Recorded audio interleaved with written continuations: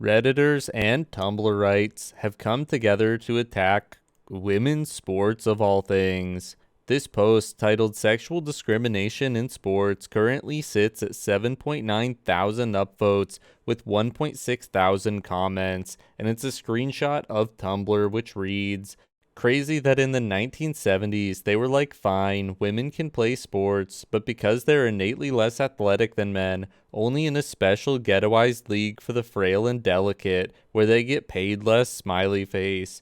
And not only is that still the system in 2023, but viciously lashing out at the smallest challenges to that system gets framed as feminist praxis. First of all, it wasn't in the 1970s where women's sports first took off. It did happen all throughout the 1900s, and different sports were including women in their own leagues as early as 1920. The International Women's Sports Federation was actually created in 1921 to organize the Women's World Games, which was a female-only competitor to the Olympics. Going back to the Tumblr user's post, they say even setting aside the fact that gendered body type averages aren't universals and plenty of individual cis women and cis men could easily go toe to toe, have we considered that the fact that all the most prominent and well paid sports are the ones that require things like being tall and having muscle mass as opposed to, example, gymnastics is itself an artifact of sexism?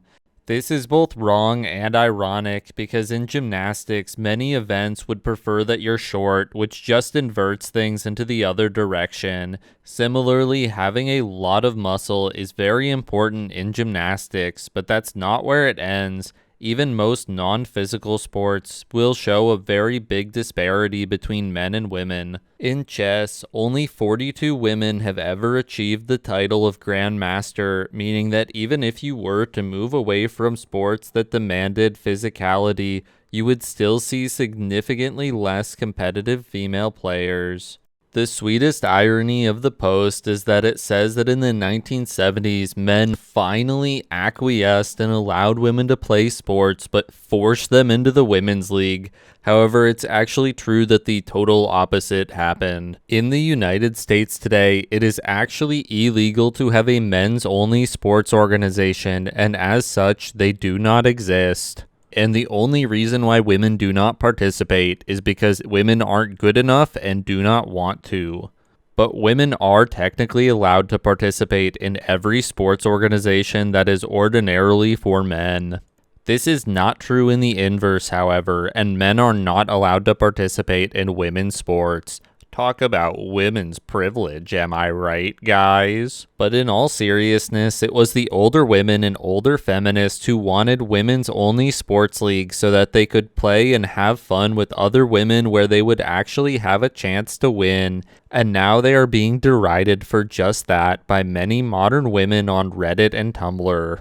By maneuvering into the comments, we can see what triggered this change in opinion with young women. On the 4th most upvoted post, just under the 5th most upvoted post that actually dispels some of the BS in the post itself, someone says, like that lady who refused to play her trans woman opponent in professional darts. And I have to say, it is a little bit sad to see women working so hard to give up the right to their own sports leagues that feminists actually work to give them, all because throwing away every established social convention for trans people is more trendy than just having a backbone.